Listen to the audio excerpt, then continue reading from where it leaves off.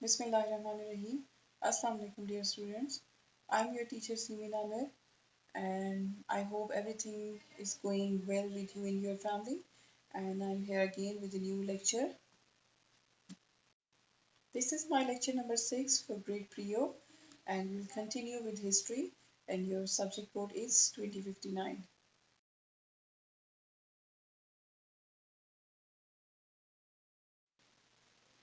In the previous lecture, we learned about the Mughal Empire before Aurangzeb. Uh, I have told you about the first five Mughal emperors with their brief introduction and history. And I've told you about the Babur. He was the first Mughal emperor, then his son Humayun. His reign was a bit troubled. And then Akbar, his son Akbar, whose empire was extended by him. And then his son Jahangir, who was actually responsible for the uh, for the commercial treaty of with British. He signed the British treaty with British, and he allowed British to trade with India. And um, British were the one invaders who eventually overthrew the Mughals, and then his son Shah Jahan. So then I have explained the reign of Aurangzeb and how Aurangzeb seizes control. Uh, he seized control from his father. Although his father was alive, but he imprisoned his father.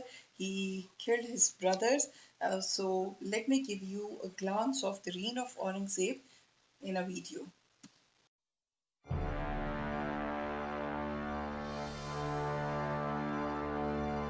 Aurangzeb. Aurangzeb, born in 1618, was considered as the last great Mughal emperor. He was the third son of Shah Jahan and Mumtaz Mahal.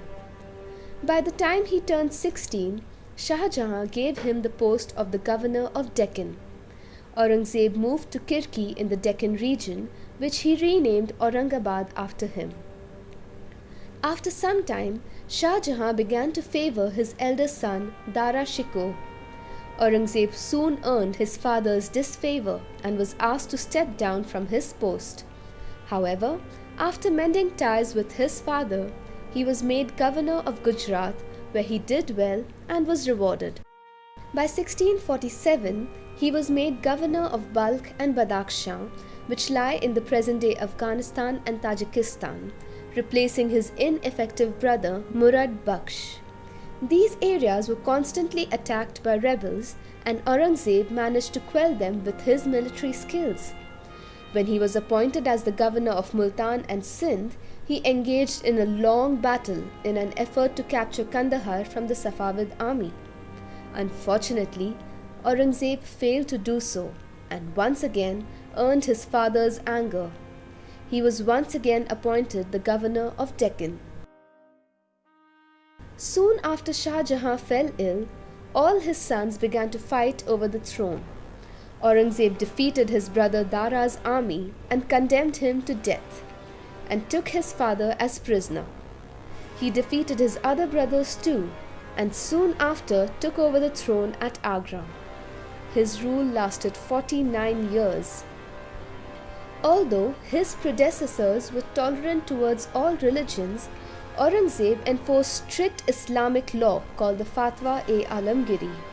He destroyed many Hindu temples, prohibited religious meets, and enforced unfair taxes on non-Muslims, which Akbar had removed. Aurangzeb extended the empire both in the northwest and northeast. His armies consisted of some 500,000 camp followers, 50,000 camels, and 30,000 war elephants.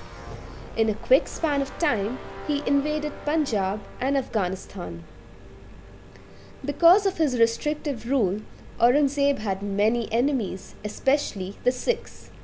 When he insisted that all Kashmir Brahmins must convert to Islam, the helpless Kashmiris turned to the Sikh Guru Tegh Bahadur for help. Aurangzeb refused to listen to his pleas and insisted that he too must convert to Islam. When Tegh Bahadur refused, Aurangzeb had him executed, which triggered a rebellion from the Sikhs. Aurangzeb's army continued to weaken. It was at that time that his new enemies, the Marathas, attacked him, led by Shivaji. For 27 years, the two armies fought many battles, and only after Shivaji's death in 1680 did Aurangzeb and his army get some respite. This relief was short lived, as the Rajput of Jodhpur and Mewar joined forces and rebelled against Aurangzeb. They declared themselves independent of his rule. Aurangzeb sent his son to quell their rebellions, only to learn later that his son would deceive him. Akbar, Aurangzeb's son, declared himself king and soon fled to the Deccan, where he allied with Shivaji's son Sambhaji. Aurangzeb later sent his son into exile in Persia, from where he never returned. Aurangzeb then captured Sambhaji and killed him. The decline of the empire had already begun. Aurangzeb's political power had weakened because of the time he spent on military matters. His governors and generals became powerful, and many declared themselves independent rulers. Aurangzeb breathed his last in 1707, though the empire officially came to an end in 1857 when Emperor Bahadur Shah Zafar was put on trial. It was at that time that the Mughal Empire was completely wiped out.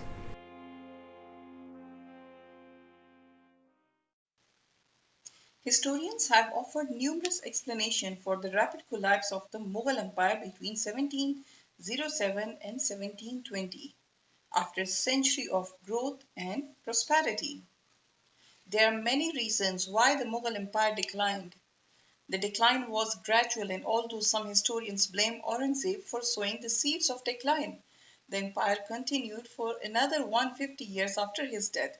Perhaps the real answer to the question is that a number of factors combined to bring about the fall of the one of the Asia's most famous dynasties. So there were different reasons, different causes for the fall of the Mughal Empire with different events. Like after 1707, civil wars rocked empire. That was a huge reason. Then external invasions from Central Asian states like Afghans, like the Marathas, like the British themselves, like the Persians, and the expanding power of British East Indian Company, who came here for trade, but they were able to get accession to the areas, different areas, and they started their annexation of Sindh, Punjab, and many other important areas. Then Mughals never adopted the Western style of warfare. They had their typical style of like they fought with elephants, traditional spearmen, and cavalry, and no match for European style armies. So there is a question arise like why didn't Mughal Empire challenge Europe for dominance? Although several different reasons are responsible for this decline, but we have um, divided them into three main groups. In your book on page number 17, you can see number A. A is like the nature of the empire. So this B was the consequences of success, and C is the arrival of the British. So let me explain one by one with their subheadings. In the nature of the empire, the first point is the administration. The huge empire was very difficult to administer. Decisions often had to be relayed over thousands of miles. Like the decisions or the orders were to send over thousands of miles. Obviously, emperor could not know what exactly was happening in every part of the empire. The Mughal Empire had become too large to be controlled by any ruler from one center like Delhi. The great Mughals were efficient and exercised control over ministers and army, but the later Mughals were poor administrators. As a result, the distant provinces became independent, and the rise of the independent states led to the disintegration of Mughal Empire. In reality, the existing means of communication and the economic and political structure of the country made it difficult to establish a stable centralized administration over all parts of the country. This was one reason why Aurangzeb encouraged the use of mansabdars.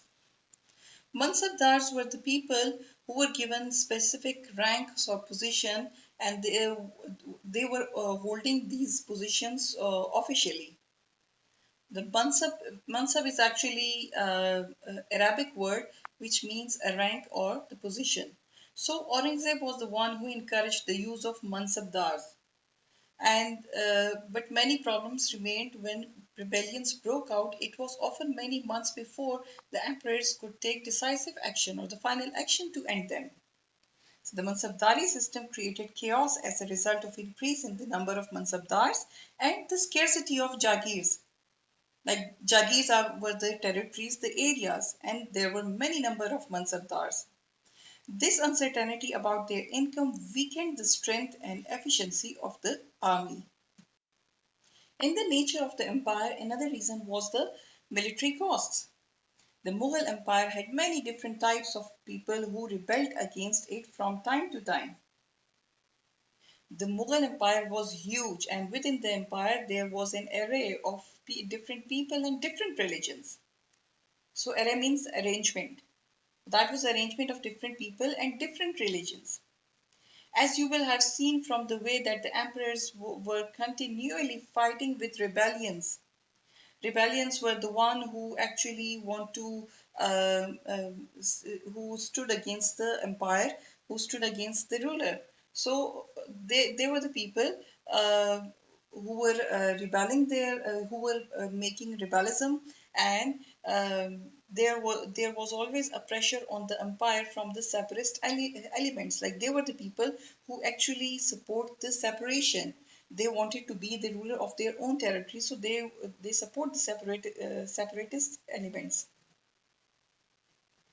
The military actions against these rebels caused huge amount to be spent, thus weakening the empire economically.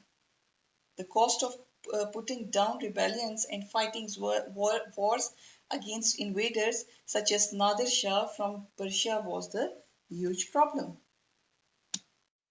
So, in the nature of the empire, the third reason was succession. And you know what is succession? It is the transfer of power and authority from father to son throughout generations, and it is in dynasty system.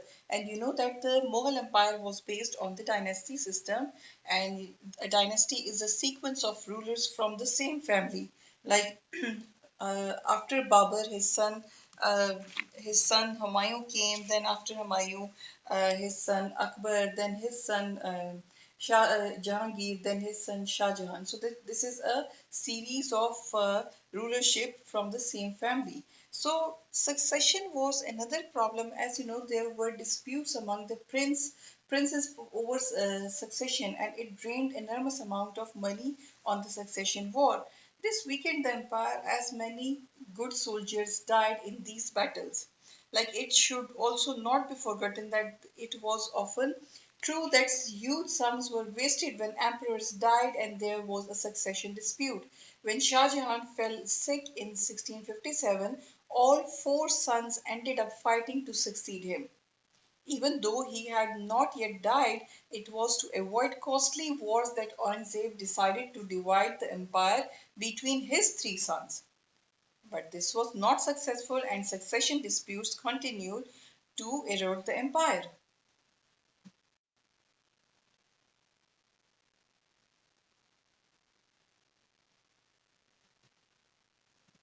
The succession war was like the successors of Aurangzeb were weak and became victims of the intrigues and conspiracies of faction ridden nobles. Intrigues mean the fascination of the rulership of the empire. They were inefficient generals and incapable of suppressing revolts. The absence of a strong ruler and efficient bureaucracy and a capable army had made the Mughal Empire very weak. The second reason was the consequences of the success. And in this, the first point was like declining military expertise. When dynasties are in power for long periods, it is easy to become complacent and to imagine that success will continue forever. Complacent means self-admiring. So, like the emperors were thinking like they will remain forever. This happened with the Mughals, who let their army's expertise decline until it was no longer an effective fighting force. The Mughals did not reform or improve their army with time. This was because they did not confront any external threat during those days. But this made them unable to counter the rebellions of various groups. When it became obvious that Mughal strength was declining, discontented groups within the empire were quick to act. Consider how Aurangzeb was unable to deal with Shivaji's rebellions in the Deccan. The second point in the consequences of success is the pleasure seeking. The Mughals became pleasure seeking and betrayed the principles of Islam. The wealth created by Mughals also encouraged the nobility to become pleasure loving and degenerate. Degenerate, like they were degrading, or they became corrupt. They betrayed the principles of Islam. They broke their promise, their promises to Allah. So they betrayed the principles of Islam and instead enjoyed the pleasures brought about by wealth. Nobles often had the finest clothes. They have jewelry, the food. One friend of Akbar is said to have ordered at least 100 courses at each meal. The emperor also set a poor example. Fine buildings were a symbol of power and culture, but they were also sometimes so expensive that they were a symbol of extravagance. Extravagance, like wastage of money, wastefulness. And the third reason in the consequences of success was the their weak control over their empire. The nobles became powerful and the emperors found it very difficult to control them. As the wealth and influence of the nobility grew so that they became highly powerful at court, and some of the emperors found it very difficult to control them. Like Alamgir too, he was assassinated by powerful countries. Assassinated means like he was murdered. With weak control from the center, the Mansabdari system, which was introduced by Aurangzeb, was not sufficiently supervised and the administrative efficiency declined. Discontent grew and revenue from tax collection declined. Revenue means like the profit, or we can say a state annual income, that was declined.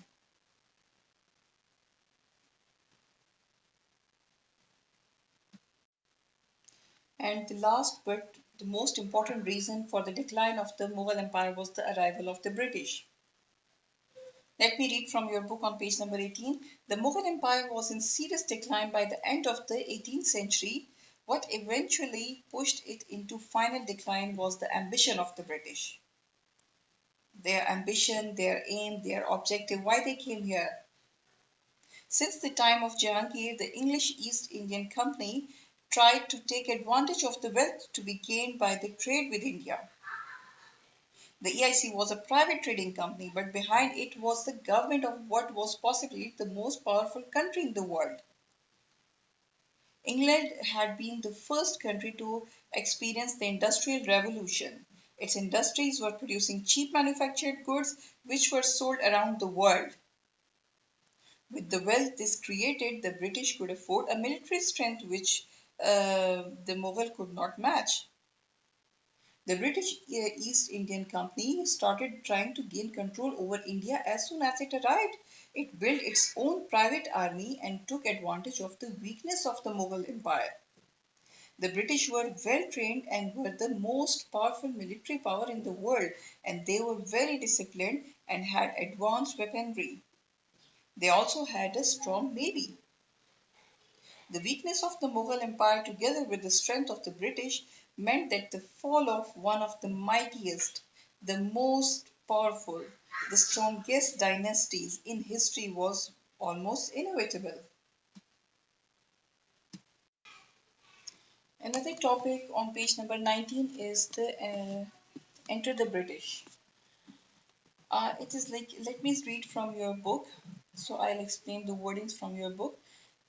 Even before the Mughal Empire went into decline, Europeans were casting envious eyes on India's wealth.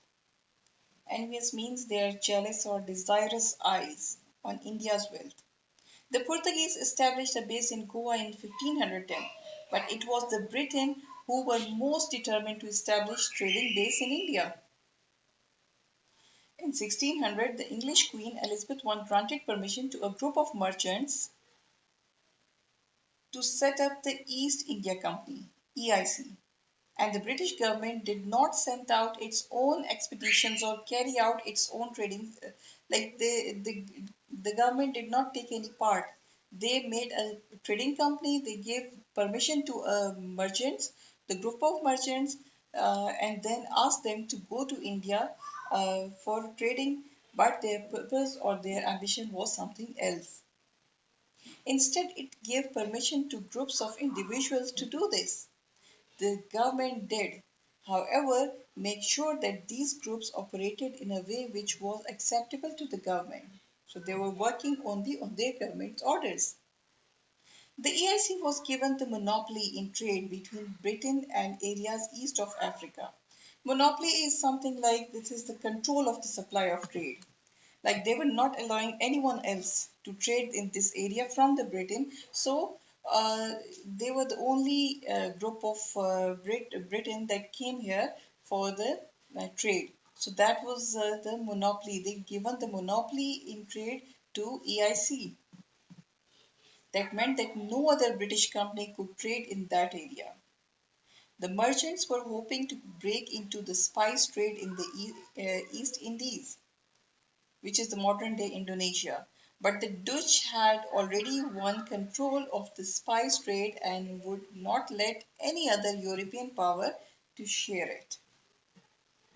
So the East India Company turned to India as an alternative. They were failed to go to the present day Indonesia as the Dutch had already won control of that spice trade there. So they turned to the India as an alternative. They first landed in Surat in 1608, which was the area of India, the city of India.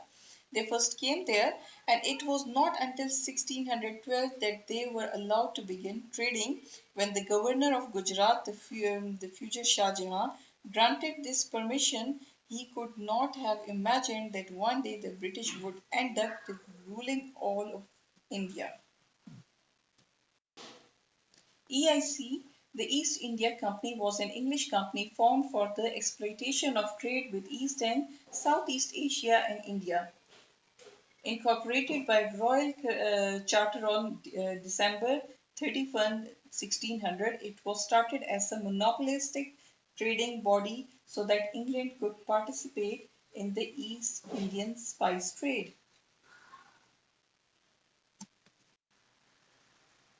So the new topic here is on page number 19, that is EIC influence growth. EIC, the East India Company, and the rise of East India Company, or the growth of its influence. Let me read from your book first. The British influence in India grew slowly. At first, the EIC had just a few bases on the Indian coast, but by 1664 they had established their headquarters in Bombay. In 1690, a trading post was established in Calcutta, and the EIC purchased spices, silks, and cotton from the Indians, and trade was so profitable that the company soon had its own huge private army to protect the trading posts. By the early 18th century, the EIC had three main bases in Bombay, Calcutta, and Madras. The company began to refer to these as presidencies, and they were later to become the major provinces of British India. Presidencies like their main offices, their main office of presidents, that you can see to be the president of these areas.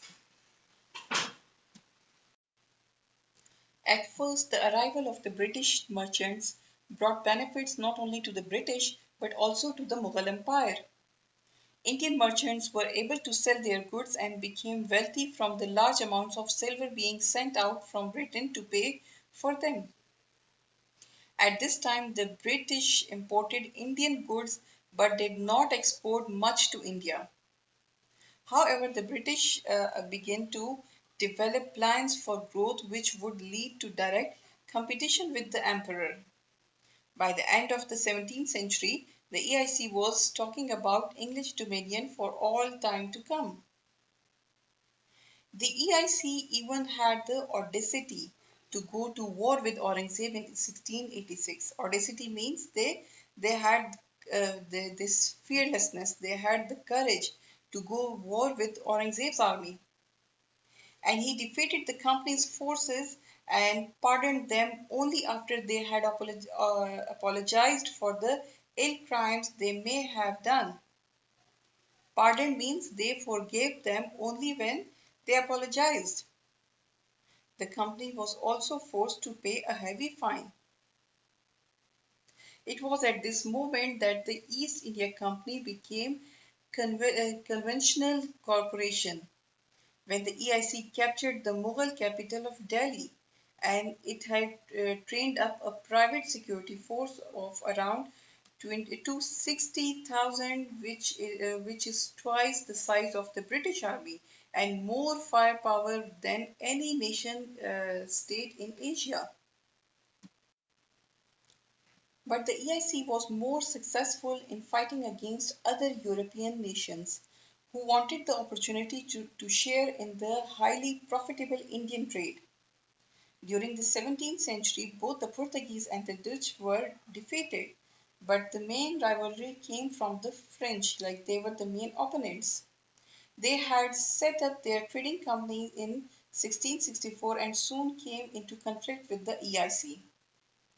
As the French and the EIC both were in the trading in India, so they both came into conflict with each other. The military skills of the British General Robert Clive enabled the EIC to defeat the French and take advantage of the India's unsettled condition to increase this British influence and control. It slowly began to expand its forces to make local Indian princes accept its authority and was thus able to set up its own government in parts of India. So only the people or the princes who became loyal, who remained loyal with the British, they were given the authority to govern their areas. After winning the Battle of Plassey, Robert Clive was made governor of Bengal. But his opponents in Britain carried out an investigation into his behavior in India. Although he was not found guilty of the charge of the plundering India, plundering India is means like the stealing goods in wars, like looting and putting in the wars. Uh, the disgrace coupled with his addiction to opium caused him to take his own life in 1773. So he made suicide. It was not the British government that seized India, but a private company run by an unstable sociopath.